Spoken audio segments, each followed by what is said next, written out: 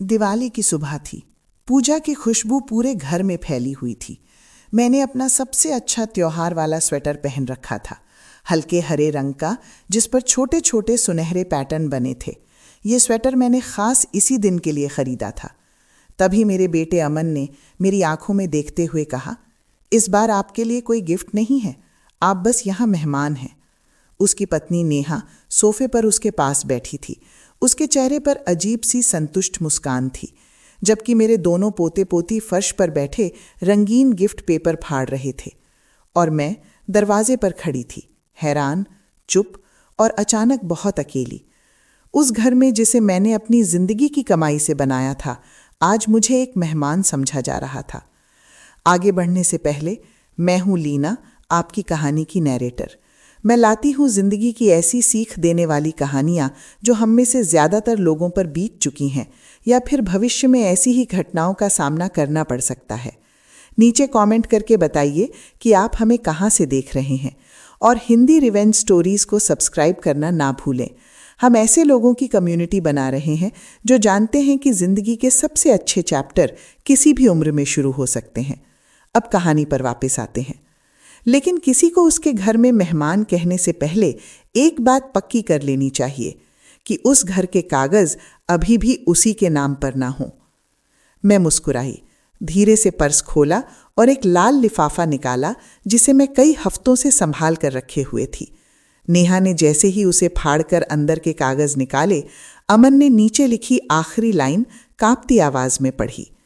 निर्धारित तारीख के बाद मकान में छोड़ा गया सारा सामान परित्यक्त माना जाएगा और नियमों के अनुसार हटाया जाएगा। मेरा नाम सरला है। मेरी उम्र 55 साल है। मैंने अपनी जिंदगी के 32 साल इंदौर के एक बड़े प्राइवेट अस्पताल में स्टाफ नर्स के तौर पर काम किया है। लंबी लंबी नाइट शिफ्ट्स, ऐसे मरीज जो दर्द बढ़ते ही मुझ पर चिल्लाने लगते थे। त्योहारों के दिन जब लोग घर पर परिवार के साथ होते थे, मैं सफ़ेद रोशनी वाले अस्पताल के कॉरिडोर में खड़ी रहती थी। लेकिन मैंने कभी शिकायत नहीं की, क्योंकि मेरी हर तनख्वाह का हर रुपया मेरे बेटे अमन के बेहतर भविष्य के लिए जाता था। अमन को मैंने अकेले ही पाला। उसके पिता तब घर छोड़कर चले गए थे जब अमन सिर्फ 4 साल का था। वो हैदराबाद चले गए, दूसरी शादी की, नया परिवार बसाया और हमें पूरी तरह भूल गए। न कोई गुजारा भत्ता, न जन्मदिन की शुभकामनाएं, न त्योहारों पर फोन। बस मैं थी, डबल शिफ्ट्स करती हुई, हर हाल में ये कोशिश करते हुए कि अमन को कभी ये महसूस ना हो कि उसके जीवन में कुछ कमी है। जब अमन 13 साल का था, तब जाकर मैंने इतना पैसा जोड़ लिया कि शहर की बाहरी हिस्से की एक शांत कॉलोनी में 2 मंजिला छोटा सा घर खरीद सकूं। कुछ खास नहीं था, 3 कमरे, 2 बाथरूम और पीछे एक छोटा सा आंगन, जहां एक पुराना अमरूद का पेड़ था जो हर सर्दी में फल देता था। लेकिन वो हमारा घर था। मुझे आज भी याद है, जिस दिन हम वहां शिफ्ट हुए थे, मैं बरामदे में खड़ी थी और अमन मेरे पास था। मैंने उससे कहा था कि एक दिन ये घर उसी का होगा। मैंने कहा था कि मैं कुछ ऐसा बना रही हूं जो वो अपने बच्चों को दे सके। अमन बड़ा होकर स्मार्ट और मिलनसार युवक बना। उसे कॉलेज में आंशिक स्कॉलरशिप मिली और उसने फाइनेंस में डिग्री हासिल की। शहर की एक कंसल्टिंग फर्म में उसे अच्छी नौकरी मिल गई, कमाई भी ठीक ठाक होने लगी। 27 साल की उम्र में एक कॉर्पोरेट मीटिंग के दौरान उसकी मुलाकात नेहा से हुई। नेहा आत्मविश्वासी थी, सजी संवरी, और उसे ब्रांडेड कपड़े, जूते, बैग सब कुछ पसंद था। अमन उस पर जल्दी और पूरी तरह फिदा हो गया। 9 महीने में सगाई और 1 साल के अंदर शादी। शुरू में मुझे नेहा अच्छी लगी। वो महत्वाकांक्षी थी और मुझे लगा कि शायद वो अमन को आगे बढ़ने के लिए प्रेरित करेगी। लेकिन शादी के बाद कुछ छोटी छोटी बातें मुझे खटकने लगीं। वो मेरे दिए गिफ्ट्स के लिए कभी धन्यवाद नहीं कहती थी। घर के साइज और पुराने फर्नीचर पर तंज कसती थी। एक बार परिवार के सामने ही उसने अमन से पूछा कि इतने साल काम करने के बाद भी मैंने किसी पॉश एरिया में घर क्यों नहीं लिया। अमन बस हल्के से हंस दिया और बात बदल दी। जब उनका पहला बच्चा हुआ, एक प्यारी सी बेटी जिसका नाम उन्होंने काव्या रखा, मैंने उन्हें अपने घर में रहने का प्रस्ताव दिया। उस वक्त वे किराए के छोटे से फ्लैट में रहते थे और नेहा मैटरनिटी लीव पर जाने वाली थी। मुझे लगा ये सही फैसला है। बिना किराए के रहेंगे, पैसे बचेंगे और बाद में अपना घर ले लेंगे। उन्होंने तुरंत हाँ कर दी। 2 साल बाद उनका दूसरा बच्चा हुआ, एक नन्हा सा बेटा वेद। कई सालों बाद घर फिर से बच्चों की हंसी से भर गया। ऊपर से दौड़ते छोटे छोटे कदमों की आवाजें आने लगीं। मुझे लगा शायद अब वो परिवार बन गया है जिसका सपना मैंने देखा था। मैंने अपना मास्टर बेडरूम अमन और नेहा को दे दिया। खुद घर के पिछले हिस्से वाले छोटे कमरे में शिफ्ट हो गई, जिसकी खिड़की आंगन की ओर खुलती थी। मैंने खुद को समझाया कि ये अस्थायी है, कि मैं बस बढ़ते परिवार के लिए जगह बना रही हूं। मुझे कोई अफसोस नहीं था। मुझे अपने पोते पोती के पास रहना अच्छा लगता था। काव्या की खिलखिलाहट से सुबह जागना और हर रात वेद को कहानी सुनाना मुझे सुकून देता था। लेकिन मुझे नहीं पता था कि कमरे के साथ साथ मैं परिवार में अपनी जगह भी छोड़ रही हूं। और जब मुझे समझ आया तब तक बहुत देर हो चुकी थी। बदलाव धीरे धीरे हुए, इतने धीरे कि शुरुआत में मुझे एहसास ही नहीं हुआ। छोटी छोटी बातें, एक ताना, एक ठंडी नज़र या हॉल से गुजरते वक्त दरवाजे का अचानक बंद हो जाना। नेहा ने बिना मुझसे पूछे घर सजाना शुरू कर दिया। एक दिन सब्जी लेकर लौटी तो देखा कि ड्राइंग रूम के कुशन्स और कवर बदल दिए गए हैं। वो फूलों वाले कवर जो मैंने बरसों पहले सिलवाए थे, कूड़े के थैले में दरवाजे के पास पड़े थे। उनकी जगह गहरे भूरे रंग के नए कवर थे, जो कमरे को ठंडा और अनजान बना रहे थे। आपको बुरा तो नहीं लगा? नेहा ने कहा। वो बहुत पुराने लगते थे, ये ज्यादा अच्छे नहीं हैं। मैं कहना चाहती थी कि मुझे बुरा लगा है कि वो कवर मेरी माँ की आखिरी पसंद थे, लेकिन मैं बस सिर हिलाकर बोली, ठीक है। अगले कुछ महीनों में और चीज़ें गायब होने लगीं। पिता की दी हुई दीवार घड़ी स्टोर रूम में रख दी गई। दीवारों पर लगी पारिवारिक तस्वीरों की जगह ऑनलाइन मंगाए गए मॉडर्न फ्रेम आ गए। गलियारे की पुरानी पेंटिंग पर न्यूट्रल पेंट चढ़ा दिया गया। हर बार जब मैंने कहा कि पहले पूछ लेना चाहिए, नेहा वही सख्त मुस्कान देकर कहती, हम भी तो यहाँ रहते हैं सरला जी, हमें भी इसे अपना घर बनाना है। लेकिन वो अब मेरा घर नहीं लगता था। ऐसा लगता था जैसे मैं किसी और के घर में रह रही हूं, जहां मेरी जिंदगी की यादें एक एक कर मिटाई जा रही थीं। उसी दौरान मेरे बारे में बातें शुरू हुईं। नेहा किचन में मेरे आते ही जोर से सांस लेती, खाने के बारे में पूछने पर आंखें घुमा देती। एक बार उसने अमन से कहा, इतनी तेज आवाज में कि मैं सुन सकूं, कि मैं हर वक्त आसपास रहती हूं और उन्हें कोई प्राइवेसी नहीं मिलती। अमन ने कभी मेरा बचाव नहीं किया, बस कुछ अस्पष्ट सा बड़बड़ाया और कमरे से बाहर चला गया। मैं ज्यादातर अपने छोटे कमरे में रहने लगी। दरवाज़ा बंद कर बिस्तर पर बैठी रहती, दूसरी तरफ से आती आवाज़ें सुनती। काव्या की हंसी, वेद के फर्श पर दौड़ने की आवाज़, अमन और नेहा की धीमी बातें और कभी कभी मेरा नाम। मुझे पारिवारिक गतिविधियों से बाहर रखा जाने लगा। रविवार सुबह बच्चों को पार्क ले जाते बिना बताए, बाहर खाने जाते, मुझे पूछते तक नहीं। एक वीकेंड मॉल घूमने गए, मुझे तब पता चला जब नेहा के फ़ोन में तस्वीरें दिखीं। एक शाम मैंने कहा कि मैं बच्चों को संभाल लूंगी ताकि अमन और नेहा बाहर जा सकें। मुझे लगा ये अच्छा इशारा होगा उन्हें याद दिलाने के लिए कि मैं अब भी इस परिवार का हिस्सा हूं। नेहा ने मुश्किल से फ़ोन से नज़र उठाई।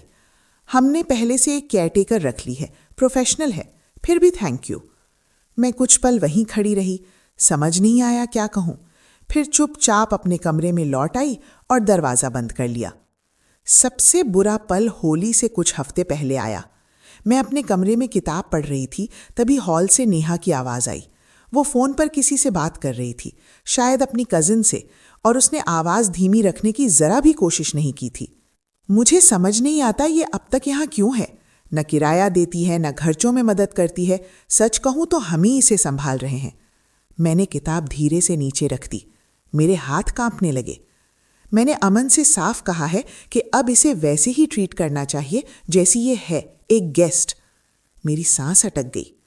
ईमानदारी से कहूँ तो काश ये किसी ओल्ड एज होम में चली जाए। ये हमारा घर होना चाहिए, हमारी जिंदगी। मैंने साइन अप नहीं किया था कि पूरी उम्र सास के साथ रहूं। उस रात में अमन के कमरे से बाहर आने का इंतजार कर रही थी। मैं लिविंग रूम में बैठी थी। उम्मीद थी कि वो बात करेगा, माफ़ी मांगेगा, बताएगा कि मैं अब भी उसकी माँ हूँ और ये अब भी मेरा घर है। लेकिन वो बिना कुछ कहे मेरे पास से गुजर गया, सीधा अपने कमरे में गया और दरवाज़ा बंद कर लिया। मैं देर तक अंधेरे में बैठी रही। सामने दियों की कतार जगमगा रही थी। वही दिए जिन्हें उन्होंने मेरे बिना सजाया था। रोशनी रंगीन लाइट्स से टकरा रही थी, उन सजावटी आइटम्स पर पड़ रही थी जिन्हें मैं पहचानती तक नहीं थी।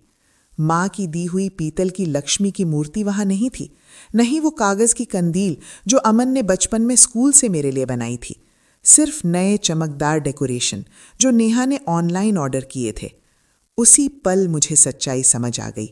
मैं अब इस परिवार का हिस्सा नहीं थी। मैं बस कोई थी जिसे वो बर्दाश्त कर रहे थे, जिसे हटाने का वो इंतजार कर रहे थे। दिवाली की सुबह आ गई। आंगन में हल्की ठंड थी। बाहर से घर बेहद खूबसूरत लग रहा था। दरवाजे पर बंधनवार और बैल्कनी में लाइट्स की लड़ियां। अंदर लिविंग रूम में दिए जल रहे थे। उनके पास ढेर सारे गिफ्ट्स रखे थे। बाहर से देखने वाला कोई भी यही समझता कि ये एक खुशहाल परिवार का घर है। मैंने हफ्तों शॉपिंग की थी। नेहा के लिए उसकी पसंद की गहरे लाल रंग की साड़ी, अमन के लिए नई घड़ी क्योंकि उसकी पुरानी महीनों से बंद पड़ी थी, काव्या के लिए वाटर कलर और स्केचबुक क्योंकि उसे पेंटिंग पसंद थी, वेद के लिए लकड़ी की ट्रेन, बिल्कुल वैसी ही जैसी अमन बचपन में खेला करता था। मैंने हर गिफ्ट को ध्यान से पैक किया, अपने सबसे साफ अक्षरों में नाम लिखे और उन्हें दियों के पास बाकी तोहफों के साथ रख दिया। उस रात बच्चों के सो जाने के बाद मैं किचन में अकेली चाय पी रही थी। फ्रिज की हल्की सी आवाज और ऊपर से फर्श की चरमराहट के अलावा घर पूरी तरह शांत था। मैं उन दिवाली की सुबहों के बारे में सोच रही थी जब अमन छोटा था। सूरज निकलने से पहले ही मुझे जगा देता था, पटाखों और गिफ्ट्स को लेकर उत्साह से भरा हुआ। तभी सीढ़ियों से कदमों की आवाज आई। अमन दरवाजे पर खड़ा था, हाथ ट्रैक पैंट की जेब में डाले हुए। वो असहज लग रहा था, जैसे कुछ कहना चाहता हो पर शुरुआत न समझ पा रहा हो। माँ, हमें बात करनी है, उसने कहा। मैंने कप नीचे रखा और उसकी ओर देखा। वो एक पैर से दूसरे पर वजन बदल रहा था। नेहा और मैंने सोचा है कि इस बार दिवाली की पूजा और गिफ्ट्स सिर्फ हम चारों के लिए बेहतर रहेगी। आप समझ रही हैं ना, पेरेंट्स और बच्चे, थोड़ा प्राइवेट फैमिली टाइम। मैं उसे देखती रह गई। सिर्फ तुम चारों? मैंने कहा। मैं यहीं रहती हूं अमन, मैं तुम्हारी माँ हूं, उसने मेरी ओर देखने से बचते हुए कहा। मुझे पता है, लेकिन नेहा को लगता है कि अगर आप तब तक अपने कमरे में रहें जब तक पूजा और गिफ्ट्स हो जाएं तो आसान रहेगा। आप बाद में नाश्ते पर आ सकती हैं। हमें बस थोड़ा समय चाहिए, परिवार के तौर पर। ये शब्द मेरे सीने पर मुक्के की तरह लगे। मैं चुप बैठी रही। मेरे अंदर कुछ टूट गया। इतने सालों की मेहनत, अकेले उसे पालना, खुद को थका कर काम करना, अपना कमरा छोड़ देना, और अब दिवाली की सुबह मुझसे कहा जा रहा था कि मैं अदृश्य बनी रहूं। अमन, मैंने सबके लिए गिफ्ट्स लिए हैं, मैंने धीरे से कहा। मैं भी इस परिवार का हिस्सा हूं। उसने आखिरकार मेरी तरफ देखा, लेकिन उसकी आंखों में दूरी थी, हल्की सी झुंझलाहट। आप बाद में दे देना माँ, यही नेहा चाहती है। मैं बस शांति बनाए रखना चाहता हूं। मैं बहस करना चाहती थी, उसे हर बलिदान याद दिलाना चाहती थी, लेकिन उसकी आंखों में देखकर समझ गई, अब उससे कोई फर्क नहीं पड़ता। उसने अपना चुनाव कर लिया था और वो मैं नहीं थी। मैं समझ गई, मैंने कहा। वो राहत की सांस लेते हुए सिर हिलाया और बिना कुछ और कहे चला गया। मैं उस रात सो नहीं पाई। अपने छोटे से कमरे में लेटी रही, छत को देखती रही, खिड़की से आती ठंडी हवा की आवाज सुनती रही। उस घर के बारे में सोचती रही जिसे मैंने अपनी कमाई से खरीदा था, जिस घर में मैंने अपने बेटे को पाला था, और अब उसी घर में मुझे सबसे अहम सुबह छुपने को कहा जा रहा था। सुबह की पहली रोशनी पर्दों से अंदर आई तो मेरे अंदर कुछ बदल चुका था। दर्द अब भी था, गहरा और भारी, लेकिन उसके नीचे कुछ और था, कठोर, ठोस, जो महीनों से बन रहा था। मैं उठी और अलमारी खोली। ऊपर पुराने कपड़ों के पीछे एक लाल लिफाफा रखा था, जो मैंने 3 हफ्ते पहले तैयार किया था। उसके अंदर थे वकील द्वारा तैयार किए गए बेदखली के कागज। नेहा की फोन पर कही बातों के बाद ही मैंने ये सब करवाया था। मुझे उम्मीद थी कि कभी इस्तेमाल नहीं करने पड़ेंगे, लेकिन अब मुझे सब साफ दिख रहा था। मैंने धीरे धीरे कपड़े पहने, वही त्योहार वाला स्वेटर जिस पर छोटे छोटे सुनहरे पैटर्न बने थे। बाल संवारे, शीशे में खुद को देखा। फिर लाल लिफाफा उठाकर पर्स में रख लिया। आज उन्हें सच्चाई पता चलने वाली थी। ये उनका घर नहीं था, कभी था ही नहीं, और अब मैं चुपचाप मिटने वाली नहीं थी। मैं अपने कमरे में इंतजार करती रही जब तक नीचे सबके जागने और हलचल की आवाजें नहीं आने लगी। काव्या की खुशी से भरी चीखें सुनाई दे रही थीं। वेद हंस रहा था। गिफ्ट पेपर फटने की आवाजें, फिर खुशी से भरे ओह और वाह। एक परिवार की आवाजें जिसने तय कर लिया था कि मैं उसका हिस्सा नहीं हूं। मैं बिस्तर के किनारे बैठी रही, पर्स गोद में रखा था, लाल लिफाफा सुरक्षित अंदर था। मेरे हाथ स्थिर थे, दिल शांत था। पूरी रात मैंने खुद को इसी पल के लिए तैयार किया था। जब शोर थम गया, हंसी की आवाजें कम हो गईं, मुझे पता था पूजा और गिफ्ट्स हो चुके हैं। मैं उठी, स्वेटर ठीक किया और अपने कमरे से बाहर निकल आई। लिविंग रूम में गिफ्ट पेपर और रिबन बिखरे पड़े थे। काव्या खिलौनों से घिरी बैठी थी, उसका चेहरा चमक रहा था। वेद लाल रंग की फायर ट्रक को फर्श पर चला रहा था, मुंह से सायरन की आवाज निकालते हुए। अमन सोफे पर बैठा कॉफी पी रहा था, संतुष्ट और आराम से।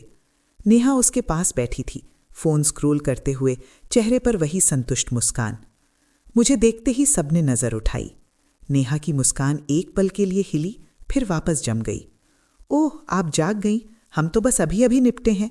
किचन में कॉफी है अगर चाहिए तो। मैं किचन की ओर नहीं बढ़ी। मैं दरवाजे पर खड़ी रही, सामने का दृश्य देखती हुई। जलते दिए, बिखरे हुए गिफ्ट्स, खेलते बच्चे, वो बेटा जिसे मैंने 2 दशक से अकेले पाला था, और वो औरत जिसने उसे यकीन दिला दिया था कि अब मेरी कोई अहमियत नहीं रही। वैसे भी इस साल आपके लिए कोई गिफ्ट नहीं है, नेहा ने हल्के बेपरवाह लहजे में जोड़ा। हमने सोचा चीजें सिंपल रखें, और फिर आप तो यहां बस गेस्ट हैं, गेस्ट्स को आमतौर पर गिफ्ट्स नहीं मिलते। अमन ने कुछ नहीं कहा, वो बस अपनी कॉफी के कप को घूरता रहा, जैसे उसने कुछ सुना ही ना हो। मैं मुस्कुराई, एक छोटी सी शांत मुस्कान जिसने नेहा को चौंका दिया। असल में मेरे पास तुम दोनों के लिए एक आखिरी गिफ्ट है। मैंने पर्स खोला और लाल लिफाफा निकाला। धीरे धीरे कमरे के बीच से गुजरती हुई, खिलौनों और फटे हुए गिफ्ट पेपर से बचते हुए, मैंने लिफाफा नेहा की ओर बढ़ा दिया। उसने शक की नज़र से लिफाफे को देखा। ये क्या है? खोलकर देख लो। उसने अमन की तरफ देखा। अमन ने बस कंधे उचका दिए। नेहा ने लिफाफा फाड़ा और अंदर के मुड़े हुए कागज निकाल लिए। उसकी आंखें पहली ही लाइन पढ़ते पढ़ते तेजी से चलने लगीं। मैंने देखा उसका चेहरा पीला पड़ गया। अमन झुककर देखने लगा। उसके चेहरे पर उलझन से डिसबिलीफ तक का सफर साफ दिख रहा था। जोर से पढ़ो, मैंने शांत आवाज में कहा। नीचे आखिरी लाइन। अमन ने कांपते हाथों से कागज नेहा से लिया। उसकी आवाज लड़खड़ा रही थी, लगभग फुसफुसाहट में।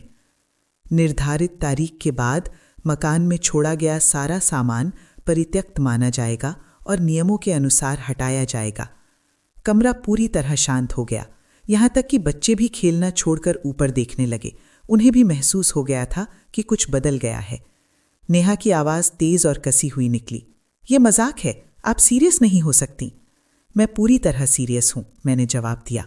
आपके पास 60 दिन हैं घर खाली करने के लिए। ये कागज मेरे वकील ने 3 हफ्ते पहले तैयार किए थे।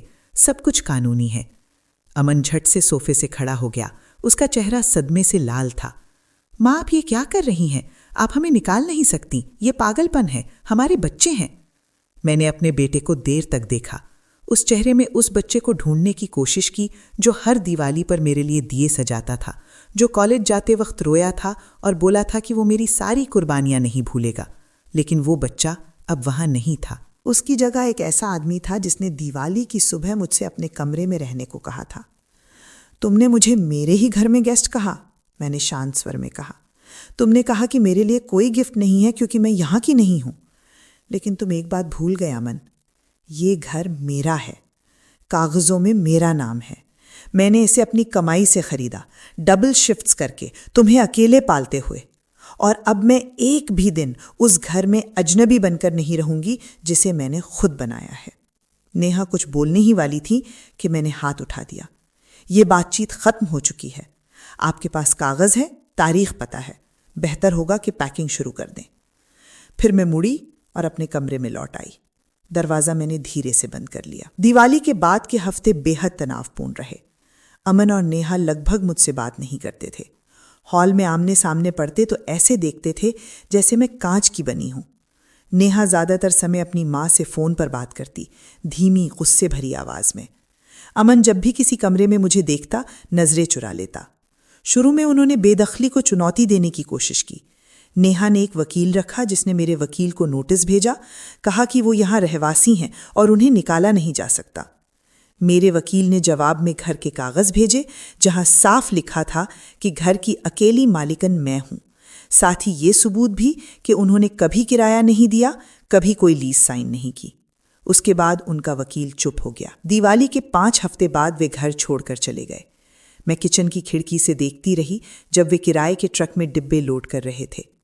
नेहा तेज इशारों में मजदूरों को निर्देश दे रही थी, एक बार भी घर की तरफ नहीं देखा। अमन ने वेद को गोद में उठा रखा था। काव्या उसका हाथ पकड़े खड़ी थी। उसके चेहरे पर उलझन और उदासी थी। मेरा मन हुआ बाहर भागकर अपने पोते पोतियों को गले लगा लूं, उन्हें बताऊं कि ये सब उनकी गलती नहीं है, कि मैं उन्हें दुनिया में सबसे ज़्यादा प्यार करती हूं। लेकिन मैं अंदर ही रही। मुझे पता था कुछ भी कहना हालात और बिगाड़ देगा। दोपहर तक ट्रक मोड़ से गायब हो गया। मैं खिड़की के पास खड़ी रही जब तक वो दिखना बंद नहीं हो गया। फिर मैं किचन टेबल पर बैठ गई और पहली बार रो पड़ी इस पूरी कहानी में। घर उनके जाने के बाद बहुत बड़ा लगने लगा। हर कमरे में सन्नाटा गूंज रहा था। मैं दीवारों को छूते हुए गलियारों से गुजरी, याद करने की कोशिश करती हुई कि सब कुछ कब और कैसे बिगड़ गया। नेहा का चुना ग्रे पेंट ठंडी रोशनी में और भी कठोर लग रहा था। उसका चुना फर्नीचर बेजान। पहले हफ्ते मैंने धीरे धीरे अपना घर वापस बनाया। स्टोर रूम से पुराने पर्दे निकालकर दोबारा टांगे। माँ की लकड़ी की घड़ी फिर से दीवार पर लगा दी। पारिवारिक तस्वीरों का डिब्बा निकाला और उन्हें वापस मेंटल पर सजा दिया।